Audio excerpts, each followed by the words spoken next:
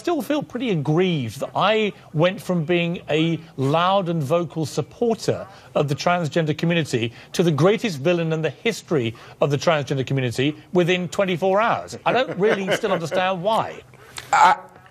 I totally get your frustration, Piers, but I think this is one of the challenges of being an ally. It's like when white people point to the number of black friends they have, or men talk about the binders full of women that they've hired. You know, it's really important for us to take critique and think about it. I never mentioned her genitalia at all, ever, in either interview.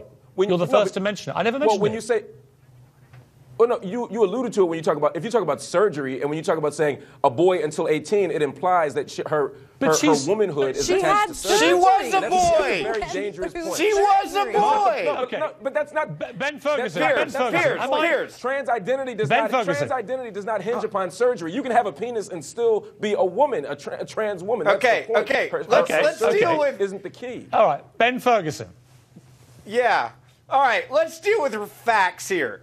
She was a boy and she was a man when she was born. Now, she can be in the head and say she refuses to accept that. I disagree. But based on medicine and based on doctors, you come out and you're a man or you're a woman. If you want to change that, that's your decision. But let's really get to this tonight, Piers. Ben, that's not a fact. Ben, just because you say it's a fact doesn't make it true. Piers.